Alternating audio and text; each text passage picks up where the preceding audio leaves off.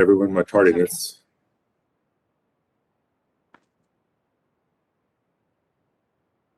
Okay. All right. Good afternoon, everyone. This is Dan again. I'm director of the planning department. I think most just some housekeeping. I know we have kind of most of everyone has met each other here so far, and this is our fourth meeting. We did have one change in our group. I think I notified the group last time. Unfortunately, Miss Wilder had to step off, but we were able to replace her with someone representing the Morningside neighborhood in the Bayside area, and his name is Gene Kasperisks. And so he's not going to be able to join us today. I'm going to meet with him next week, get him caught up, but he will be meeting with us here moving forward. So just wanted to make everyone aware of that. And then if you could move to the next slide, please, Leanne.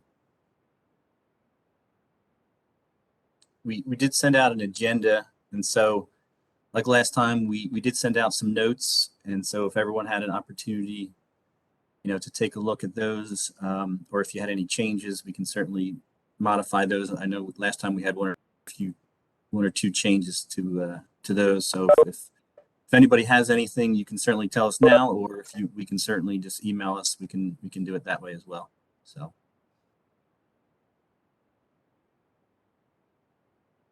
Any comments or anything related to the notes that were sent out?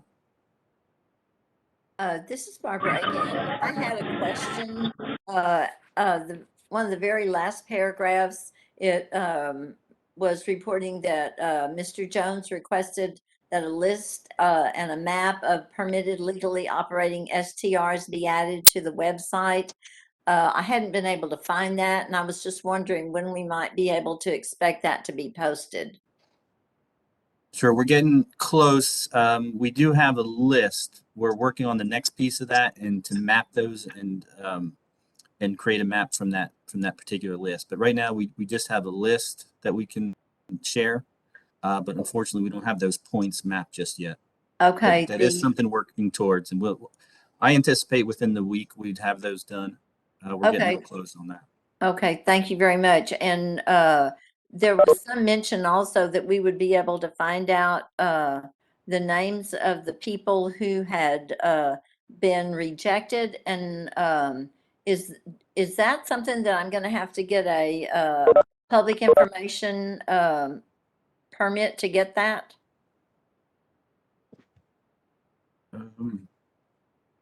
That I may defer. Do we have our legal representative on staff? We do have. I know there's been 6 or 7, I think, permits that have been denied because of zoning. I don't know that we're not sure if the addresses of those properties can be given or not. Okay, all right. Well, those are most likely pending investigation for criminal investigation. thank you very much. I appreciate the information. Okay, and then the next item we wanted to talk about was just kind of wrapping up the map exercise that we went through the last 2 meetings. Just a quick recap. I know we've kind of worked through the city. The areas we wanted to cover today. London, obviously just a very tiny piece of London that's in the city limits right now. The South Side, and then the Bayside neighborhoods. But just to recap, so far we've kind of worked through it. Of course, we know there was some areas. Obviously, the island was identified, and then a neighborhood there in that southeast corner of Flower Bluff. But for the most part, there's not really any other areas that we've gone through that were kind of identified that should be excluded from consideration. We also provided today a public comment.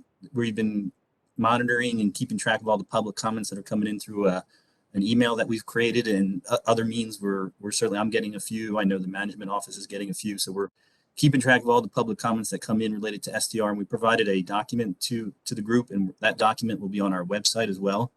And so that just gives you an idea of some of the things we're hearing from the community. So of course that document, there's been quite a bit related to the island, and excluding the island from any consideration in the single family area. So just wanted to make the group aware that we are getting feedback from the public, and we're going to make that available to the group, and it is on the website, and we'll be updating that weekly on all the new comments that we do receive. And so getting into the map here, of course, the London, we just have a very tiny piece of London. It's in and around the school there. We have neighborhoods that are developing just north and west that are within the city limits. Of course, there's a lot of projects out there, the 1 acre variety that are in London School District, but not necessarily in the city limits. So the ones that are developing are smaller lots. Bart Brazelton has a project, and Moses Mastagashi has a project in that area. And typical kind of south side kind of subdivision layout. And those are pretty much the only areas within London. There is a piece down off of the Staples corridor as well, over near the Botanical Gardens. That small section there is within the city limits. Those lots, those homes are generally on about an acre lot, all on septic. And again, we're just looking for any areas here that you believe there's a concern or should be excluded from consideration for SDR activity. And then, of course, the south side area is kind of bound by Oso Creek to the south, Oso Creek and Bay, kind of the eastern boundary, up to SPID to the north boundary, and then basically Crosstown would be your western boundary. And so that, you've got King's Crossing, Rancho Vista there in the southeast, Country Club subdivision there, kind of centrally located in the south side. And of course, over to the west, we have some neighborhoods in and off Castores and Weber area. But generally, obviously a good mix of single family and commercial along the major corridors with, multifamily is typically found at your major intersections there as well. And then moving into the Bayside area is the area north of SPID, Oso Bay to the east boundary, Corpus Christi Bay to the north, and then Crosstown is your western boundary that makes up that Bayside area district. And lots of, older neighborhoods, a little bit larger lots, more grid-like kind of subdivision patterns, smaller blocks, just the older kind of layout, lots of school and parks centrally located in a lot of these neighborhoods. Just a little bit different design. Designs have changed quite a bit in subdivision layout, from 50, 60 years ago till what we see today. So any comments on any areas for those 3 areas before we move on to the next topic?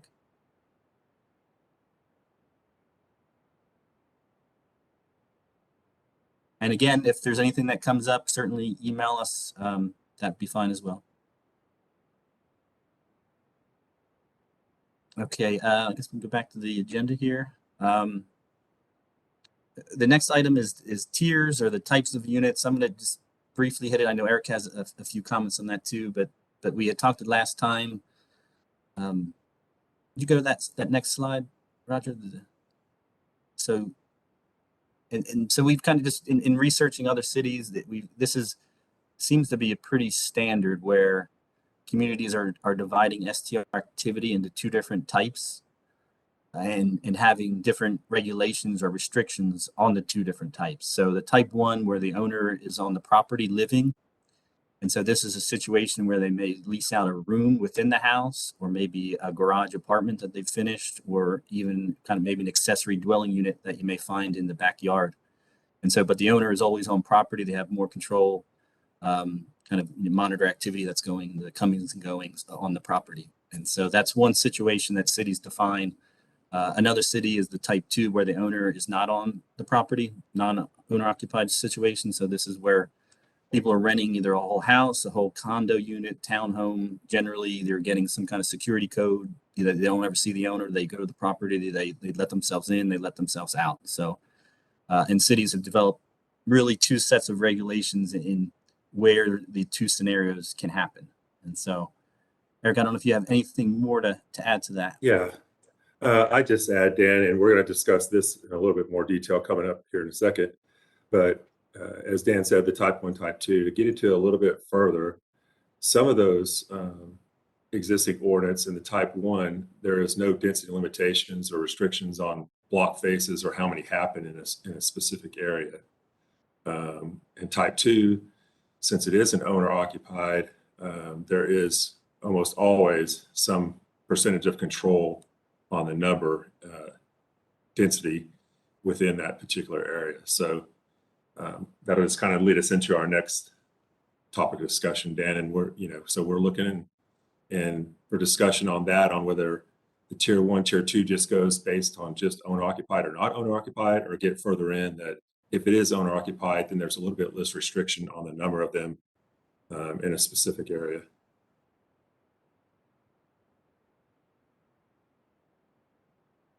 And so, yeah, we'll go ahead, Dan, if you want to go ahead on some of the different options that we're looking at that we need to discuss on the regulatory control of how many are in a certain area, the different methodologies of doing that. Yeah, these next few slides are just kind of examples of what that could look like. And this is really, this first couple of slides would just be talking about that type 2 situation where it's non-owner occupied.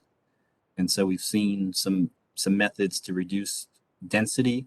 And one may be just talking about a percentage of the number of homes on a particular block face that would be permitted. And so we just kind of picked a 15% just to show you what that looks like. The percentage could be really anything. And in all our scenarios, we rounded down. So if we didn't have, we didn't get that whole number, we just rounded down, but that certainly could be a topic of discussion. You could get to 1.5 and make the decision to round up on everything. But those are just things discussed. But in these next few slides, we decided to just show rounding down.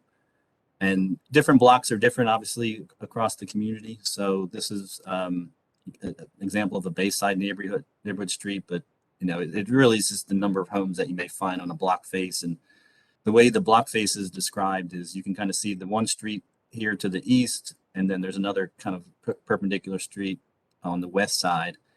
And all the homes on one side of the street, we'd call that a block face. And then on opposite that would be another block face. So you would apply that percentage to each. And using the 15%, you get the 1.95 here. But since we're rounding down, that would just permit the one home. And again, this is just type 2. And so you can see, you obviously these would be spread out pretty good. There wouldn't be a whole, concentration of homes in any particular street or area. Okay, this is just a south side area that we looked at. And again, pretty much this, similar situation. Next slide. Here's the west side neighborhood where the density is a little bit higher, smaller lots, a little bit smaller home where you have, obviously a little bit longer block too. So just more homes really in a particular area here in a longer block. And so in this situation, they would get up to 2 on this street. And Dan, let's just make sure everybody understands that this is and you said it, the type 2, this is if it's owner or lessees don't occupy it. So there could be more than just these that are shown. If more of those are owner occupied, so there could be 2 or 3 more that are actually in that block, but those would be owner occupied. Sure. Okay. And this exhibit kind of shows exactly what Eric just described there, where you have the limitation on the type 2, but in the type 1 scenario, there would be no limitations. So the type 1, obviously market supply demand kind of kicks in, but you don't imagine that every home on a block will take advantage and do the type 1, but you certainly may have a few. And so I would guess this, would be maybe a scenario where this would be the most you'd ever see in one particular street, where you'd have 2 type 2s and maybe 3 or 4 of the type 1 scenario happening. I have a quick question. Sure. What kind of resource would investors have that will be able to help them identify, the kind of what's available? Like, let's say they're looking for properties that they want to purchase. Is it, a short-term rental that they want to turn it into? Is there something that we can give them that shows, okay, well, here's the layout of the city, and here are all of the current short-term rental properties that are running. So, and then for this block, you know, it's this percentage that's only allowed, the short-term rental. So just so investors can make a more accurate decision of like which areas they should probably purchase a home in. I mean, I think that ultimately that's kind of the end goal is with some of the software we have where we'd be able to produce a map of all existing short-term rentals. But Okay. right now, you wouldn't be able to, because we have not passed these regulations yet. You're not permitted to do any of this yet, and so you really couldn't do that for single-family areas just because there's no rules that allow for it to even happen yet. Right, but future state, once this all gets passed and everything, so that you are looking at having some sort of resource for. Yeah, I don't know. investors. I envision that our software will be able to do that and help folks and kind of visually see that. Michael Dice, are you on here? I don't know if I've seen some other cities that have that available, and so folks can see where they are and kind of get an idea of if there's already say you're asking. I guess your question is identifying, is this street already kind of used up? Yeah, Like, yeah, they already exactly. Is that street used up? Do I need to look at another street to purchase a home? We're going to try to do San that. Antonio. Okay. Sorry, Eric. Go ahead. No, that's good. No, you go ahead. I was just going to say San Antonio they produced the active list of STR permits, and then that can also be turned on as a layer on their open GIS site. So Oh, cool. you're able to see it that way. It's a neighborhood resource as well. Oh, that's great. Yeah, and I think primarily it's going to be originally started because it's going to help the city be able to identify in a graphic format where they're all happening as well. But it can And definitely be utilized as a marketing tool. And I'm assuming that you really need the involvement and cooperation of these people that already have, you know, existing houses to register their homes as a short-term rental if they are planning on doing that, to accurately map out those properties. That's correct. They'll be required to register, and if they Yeah. don't, there'll be a non-conformance with zoning and associated Yes. actions taken if they're not. So Awesome. Thank you so much. That's helpful.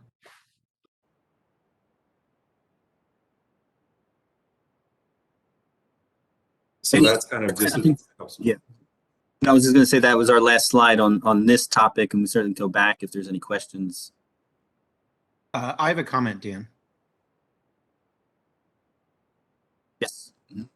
I just want to go on record as being opposed to this sort of density control.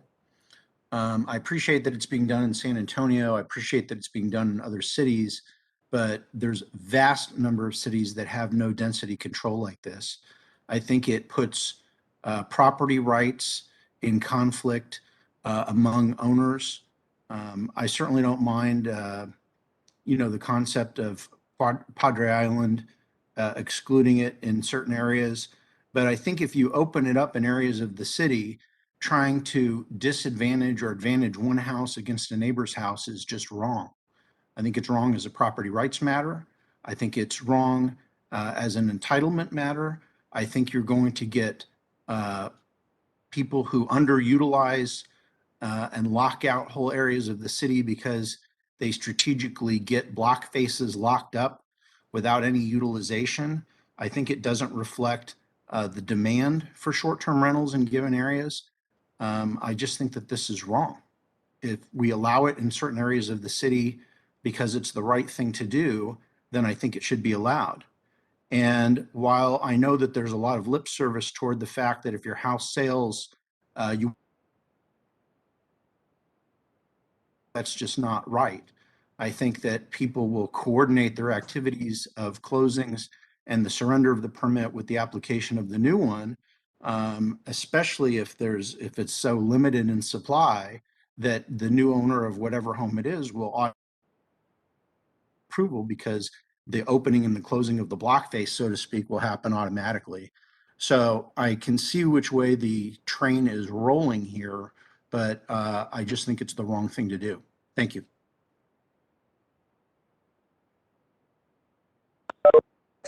Thank you.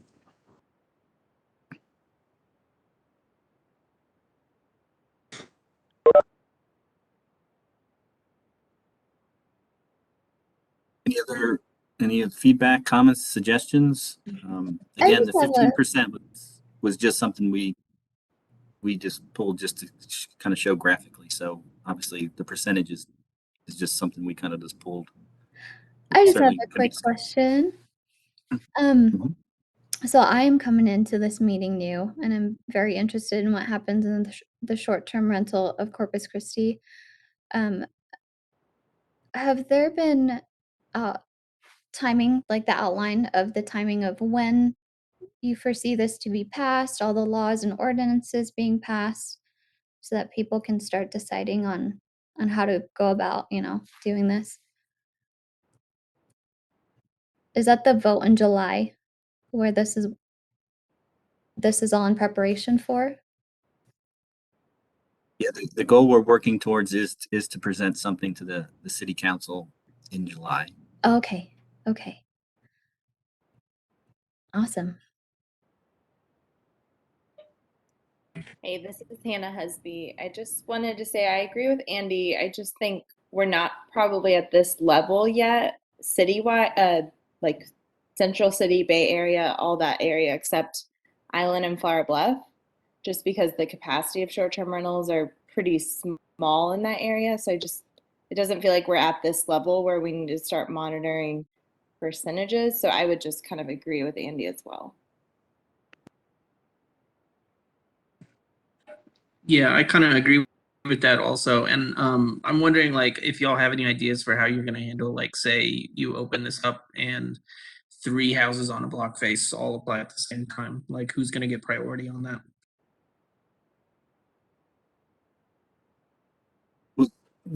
We envision that we would have any kind of ordinance that we would develop would have some kind of an appeal process. And so if you could make an argument that the density should be increased on a particular street, then that seems to be fairly common and consistent across the cities, that there's always going to be scenarios where it makes sense to have more maybe on a particular block, and they offer that variance process. But as far as who's in, I mean, that would probably be, the day of permit submittal. As far as the date, I don't know if legal or Michael, if you have any thoughts on that, but typically I would say it's the date submitted.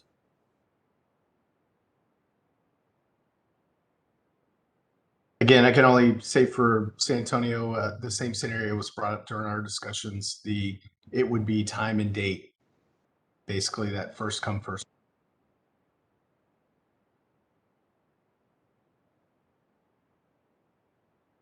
Is that y'all's plan for renewal as well, or is there going to be some kind of continuity of, permit holders that are in good standing? There's other options. You could provide some sort of exception where applicants are submitted on the same day or whatever, that there'd be kind of an exception to the percentage rule. But the danger in that is people trying to game the system if there was a percentage set. Well, my assumption would be that the first day that this opens up, there's probably going to be a deluge of applications in single family areas. So you're probably going to have a lot of that scenario, especially in, like, say, Flower Bluff and the island, where there's a lot. Oh, one thing that you need to remember is so far the ordinance is still restricting short-term rentals in single-family neighborhoods. And there are a lot of us out here that are in the Bluff that are very concerned about our property values, which is going to affect the tax base. There are a lot of things that those of you who are developing and wanting to do all of these short-term rentals, you're not even thinking about that. And so I just want to remind you that we are out here and we will be heard. Thank you.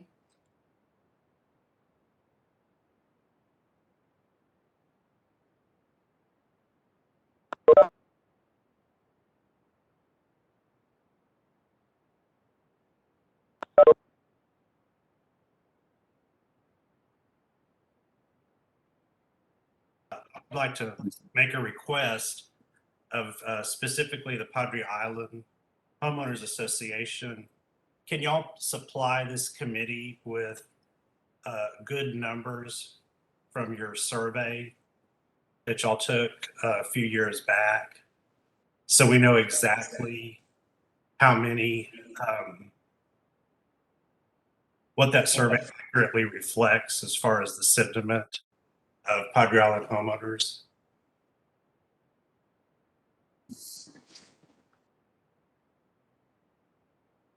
Mr. Suggs, we actually, the document was provided to us, and so that's information that we just put on our website.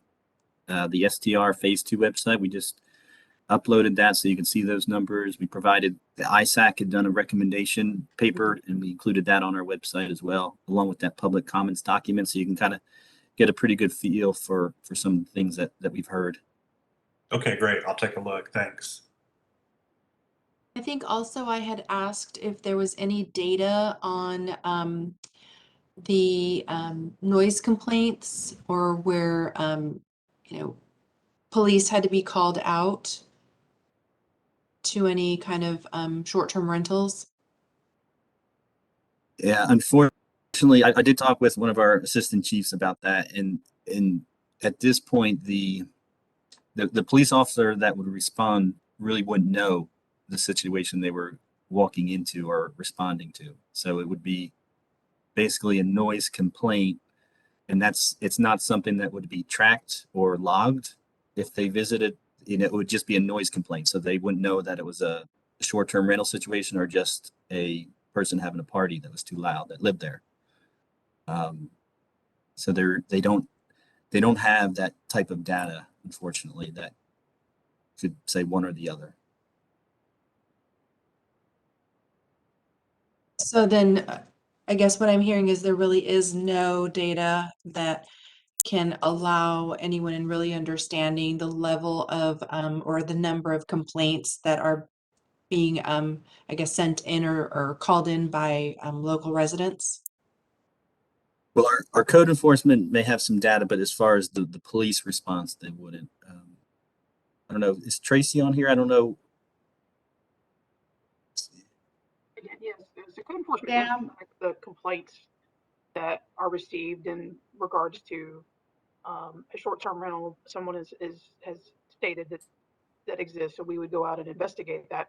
But we also don't, I mean, since we don't respond to the noise complaint, I couldn't provide you with that information. It would just simply be if a short-term rental was reported to us, and we would go out to investigate that.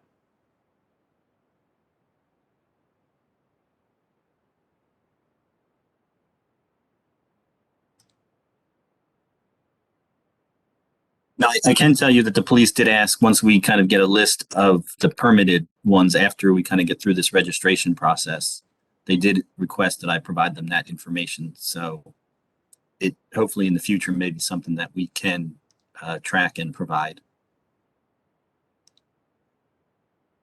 Thank you.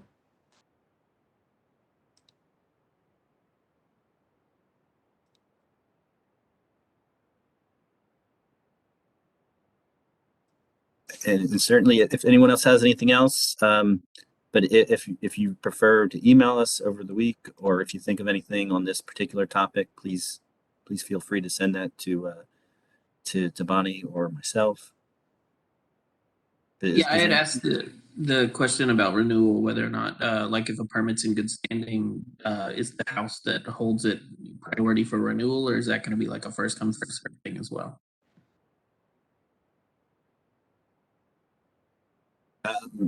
We had, I guess the detail that I haven't gotten that far, but I would assume anybody would be renewal. That would just be kind of automatic once you just re-register in the system and pay that annual fee. Then I think you would be fine. But any comments on again, that? the San Antonio determination was the existing permit would carry over. It would be up to that person for renewal. If they decided not to renew, then it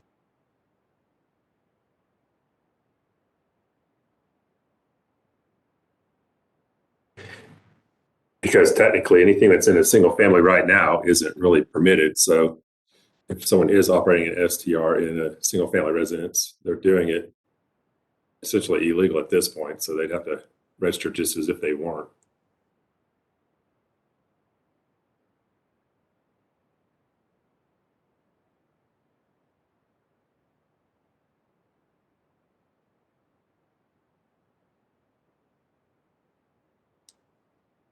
All right, Dan, so I want to go on to the next. Sure. Okay.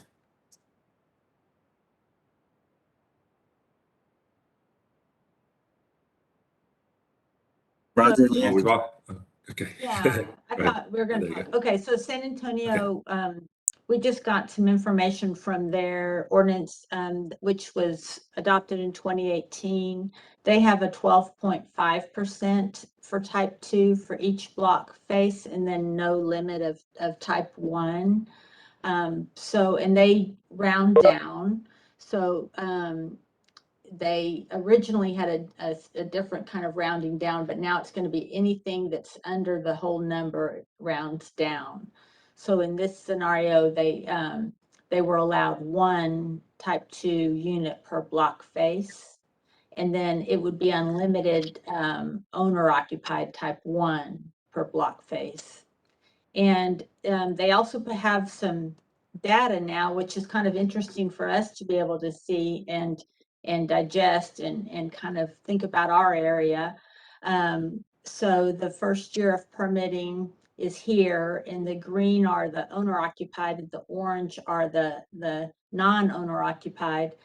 They have a total of almost 2,600 total permits, but you can see how in year 2, this was year 1 when you got everybody registered for the first time that was in operation. And really the owner occupieds have kind of stayed steady, haven't really grown, as well as the non-owner occupied have stayed steady the 2 years after. So that is something to take into account. And then they also have what might be a similar situation to Corpus Christi, in that they have 2 districts, District 1 and District 2, that have the majority of their permits for short-term rentals. And here's I-37 coming up through San Antonio, and then the 410 loop. So the orange is District 2, and then the pink is District 1. So kind of in their downtown area. Surprisingly, it's also rather evenly distributed throughout the city. They have different things in different areas of the city, like the Air Force Base, different employers, things like that. But it's interesting to see that there is some market demand kind of throughout the city, not just in what you would typically think is the tourist areas of the city. Whoops, sorry. So that's what we wanted to show you about San Antonio. I have a question. Maybe it's my computer, but I don't see the red on the map, which is district, that Oh. one right there. You know what the problem is? It's different colors, so I apologize.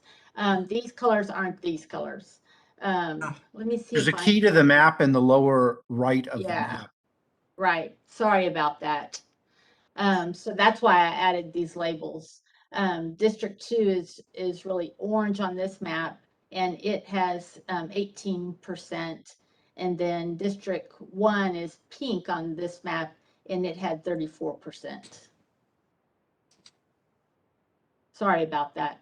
I know Thank it's you, though. misleading. Thank you for pointing that Yeah, out. mostly I just wanted to let y'all see this kind of the even distribution in the other parts of town.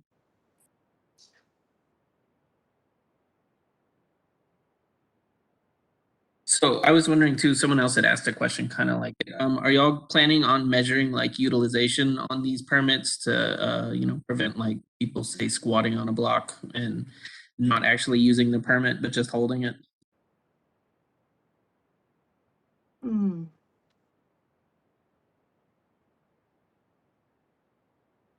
Michael, are you aware of any kind of tracking of that San Antonio had done? Not necessarily for utilization. We didn't really have a lot of pushback on anybody, as was stated, squatting a permit. I mean, that could always be a level of requirement. But there, again, there would be a process where you could request, an exception variance. Most cities offer that. So if you can make a case, I think, Right. it's a good chance that it could be approved. Because most of them are going to be listed on the rental websites. And if it shows that they're never ever happening at all, then it kind of would be indicative that they're probably squatting. If you could prove that up, decent enough, then you could probably get that exception. Did you track that through the hot tax? I suppose that could be a method, yes, that, we would know how much they paid for the year. Mhm. So that would be indicative of probably the room nights. Yeah, so you're right. That'd probably be the best way to monitor the activity of a particular unit or house. So would that information be publicly available for us to be able to check if a block was being underutilized or not, to bring it to y'all's attention to apply for the exception? I'll have to defer that when I'm not sure the privacy conditions related to hot. I think it'd be pretty valuable information to track, because if you have someone that is permitted that the usability isn't there, I mean, maybe it's just not a property that's as appealing, right, as another one, but then you are limiting somebody else to have the ability to have that permit. I think that's something to definitely consider. Because I know, when I've looked for short-term rentals, even in San Antonio, there are some places where it's just I see the availability and it's that's probably not a place that I would want to go spend, the weekend at. And so I probably am not the only one, and which probably leads into that number where you saw in 2019 such a high registration for so many people that probably wanted to submit their homes for short-term rental. And then you saw a decline in 2020. Again, it could have also been COVID and everybody was home, but there were also people that wanted to be in different areas of the country or in parts of Texas because they could remote work too. The other thing with this slide is they have a 3-year renewal. So these were the ones that were already in existence, and then these are ones that are newly coming on each year. Yes, the Okay, ones in 2019 wouldn't be up for renewal till end of 2022. Right. Okay, thank you for clarifying that. I appreciate it. Sure. Yeah, I would say though, at the end of the day, not making sure that people are maximizing utilization of the permits kind of artificially limits competition, which is bad for your guests coming in, and it limits the revenue that the city's able to get from these hotel occupancy taxes. It seems to me like there's going to be a lot of administrative duties that are going to be having to be done. And I think it's another reason why $50 is just not enough to cover all of those expenses. Because if you're going to be talking about whether people are renting their short-term rental or not, and all of that, I mean, you're getting into a lot of little details, and somebody is going to have to monitor that. So I think the $50 is still ridiculous. But I think monitoring all that at the end of the day increases revenue from hotel occupancy taxes and probably pays for itself. No. So actually, That'll be good if it does. Yeah, so I just wanted to add to that, that, the permitting and hotel occupancy taxes are different. So we could not use revenue from hotel occupancy tax to monitor short-term rentals. So there's very defined uses for hotel occupancy tax, and administering a program like this is not one of the things that we can use it for. So this would have to be solely supported through the registration fees or permitting fees. And that is a serious consideration because you're, in addition to having administration issues, you're going to have additional need for city services, cleanup, fire, police, all the other things that go with increased transient populations. Holly, you are right on. Thank you very much for stating it so clearly. But the good thing with fees is they basically can be looked at annually. The city looks at all kinds of different fees and the cost of service, what it takes us to provide that particular service to, we do it on building permits, different park fees and that type of thing. So these things can be looked at and reevaluated, and new fees can be determined on an annual basis as needed. But yes, all good points and things that we've talked about. Don't our property taxes, though, already help fund many of those services? Well, it's kind of, some of the fees are kind of a user fee. So if you're creating an additional service above and beyond, I think that's, especially with the building and Mike's on here and he may have some comments, but in the building department, of course, you have builders, developers that are creating the need for additional work from the city. And so those fees are intended to cover costs related to providing that review service, inspection service. And so that's,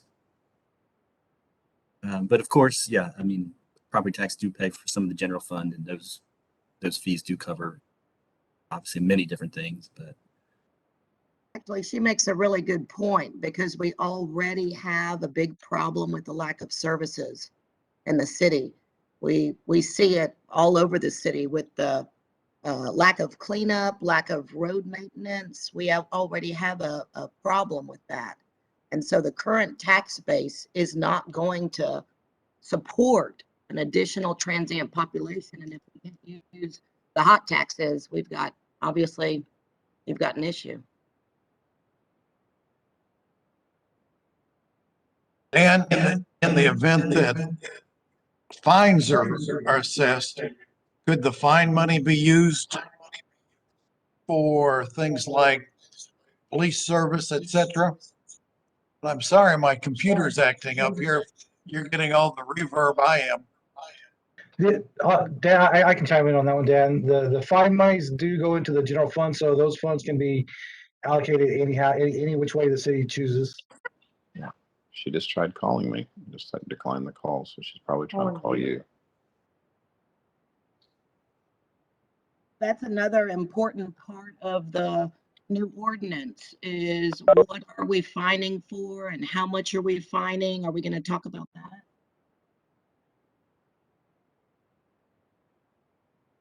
The registration I don't mean ordinance. in this agenda. I'm sorry, I don't mean today. I just mean, is that going to be an agenda item at some point? Where's the money coming from to do the enforcement? We're not going to have the money at the outset. And then how are you going to collect the fines if you don't have the money to enforce? If there isn't a budget for it.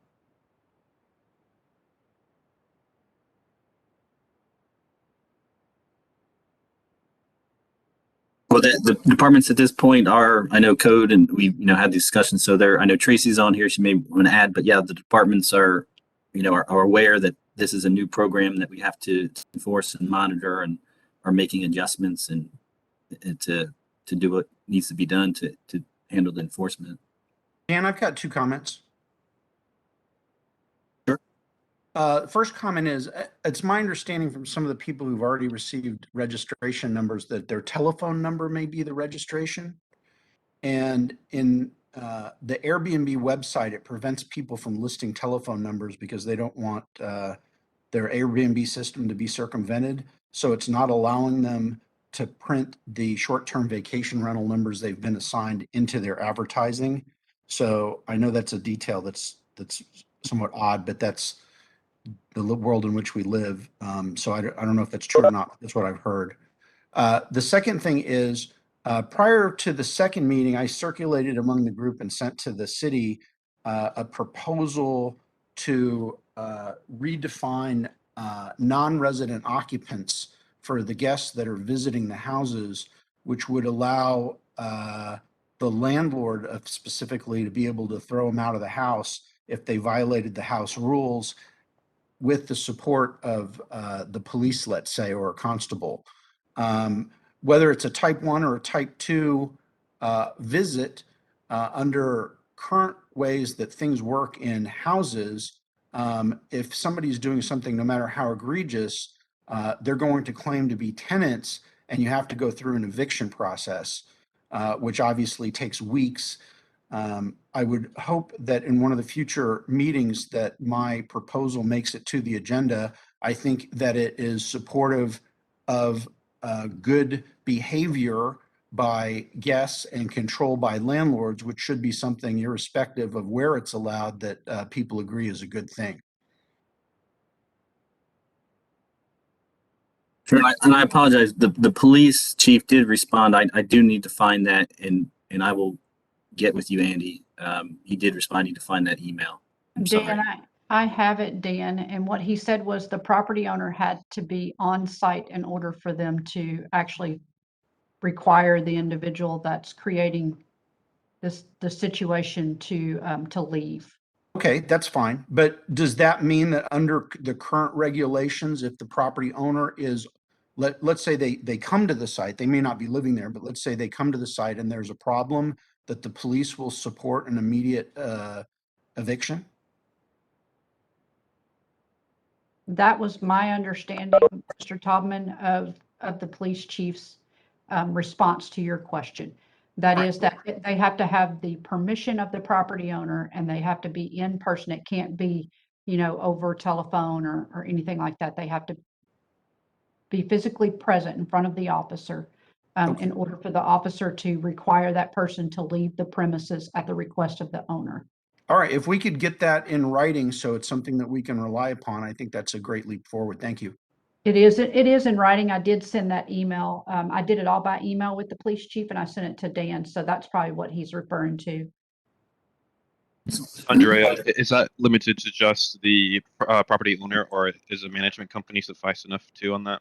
I did not ask the chief that question, sir. Okay. But I can. Okay, just curious.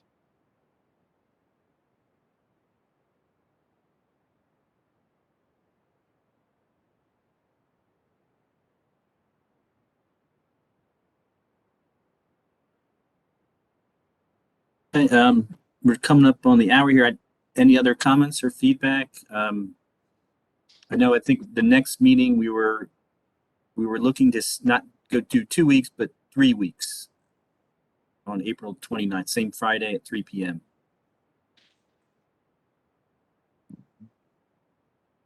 Eric, do you have any other?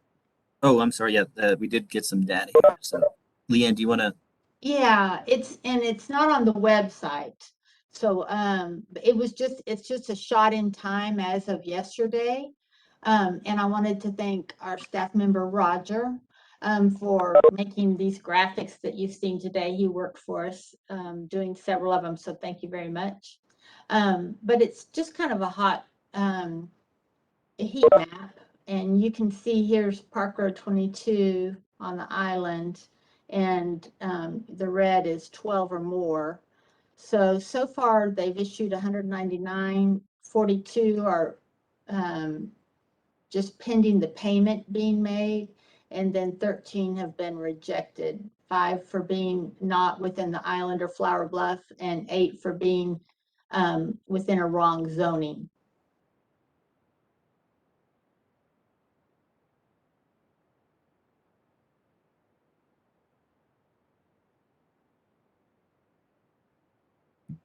And do you have any ideas what the agendas for the next meetings are going to be?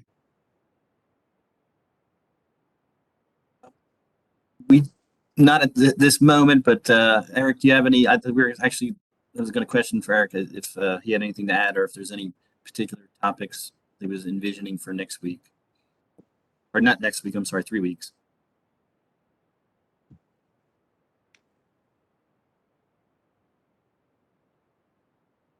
Eric. Bad, muted. So I'll start all over. I don't have a whole lot to add. If there are some things that you do specifically want put on the agenda, let us know. We can research it and discuss it at that meeting. We're getting to the point now to where we do have to start moving forward to start putting together some text of the ordinance with the feedback that we've received from you all and the additional information that we're receiving from the general public via the website and the emails and such.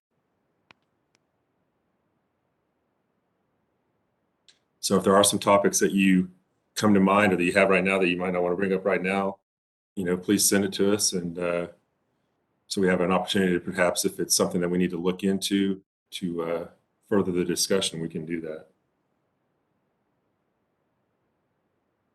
Other than that, I don't have anything else, Dan. Nope. Good. One thing I guess that I would like to mention, maybe to talk about in the future, is I was in a committee meeting yesterday, and they were talking about how short-term rental properties are being valuated by appraisers as higher in value than those that are not, I guess, zoned or tracked as a short-term rental. And so that may be just, again, something for us to consider in discussion. I know that we've heard from others that short-term rentals may bring property value down, but it seems like in another city in the state, that's quite the opposite. Was that a Texas city, or was that a national discussion? Yes. Yes. I believe it is in Fredericksburg, if I'm not mistaken. And I have to say, it's a little more complex than that. Supply and demand dictates that the more you have, the less in demand, or excuse me, the less valuable they are. But for example, they're more valuable on the island because we don't have them allowed everywhere. So in other words, because we restrict them to a certain area, that area is going to get more money per unit than it might otherwise if it were located elsewhere, because they're not available everywhere. So if you put them across the island and you don't have city services, you don't have enforcement, and you can grow too big too fast. So if you allow them everywhere and you don't have the resources to control it, then it devalues property. If it's done properly and it's restricted to certain areas, it can be very valuable to a community. Are you getting this information from a study done by someone, or is this anecdotal? Well, it's an observation, because I sell short-term rentals and I sell single-family residential homes. So my observation is that you have units, you have and from taking basic economics in college, I'm sure most of y'all know how it works. If you spread them throughout the community and you don't have city trash, fire, police, and you don't enforce, you can't kick somebody out unless it's a B&B. So you're going to have rampant, I mean, the issue with not doing it on the island versus allowing it in more areas in the city is pretty obvious. It's the beach, and you're going to have people in here that are throwing parties and behaving differently than if they're in the hospital district. So if you use resources and you restrict the areas to a small number, then they're going to be very valuable. If you start allowing it across the island and you don't monitor it and you don't keep the properties up, then you have a problem. My information comes from the Short-Term Rental Alliance that has about 1,000 members. They are in Fredericksburg. So this particular I guess, concern is happening in Fredericksburg, where they've seen the valuation of a residential home increase by 22%, but then something that is coded or kind of document, it's listed right in the appraisal district as a short-term rental, that increased 27%. So Yeah, without I'm looking at personally- the entirety of the circumstances, it's hard to compare apples and apples. But Yeah, I'm looking at the Harvard Business Review, and there's a study that showed a 1% increase regardless of area, and additional resources leads to listing increase in rent and house prices.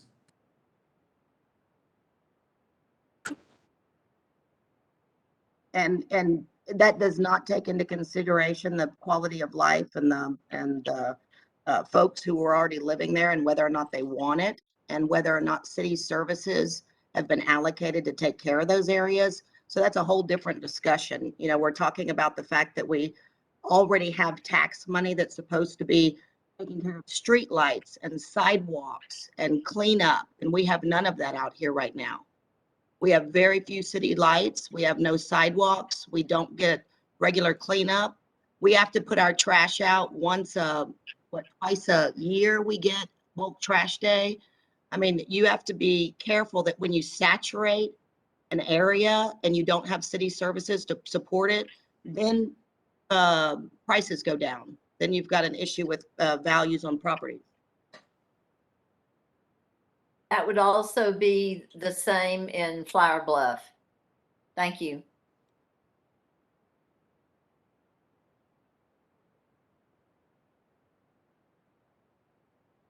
Okay, if anyone else has any topics, please feel free to email those, and we can, if we need to research, and we can maybe add some things on the next agenda when we meet. So I don't have anything else to add, Eric. Andrea, Leanne, I think wrap it up. I'm good. I think we're good. Appreciate everybody taking your time out on another Friday afternoon to talk with us. Yes, thank you. Everyone have a great weekend. Thanks, everyone. The city appreciates your input. Thank you.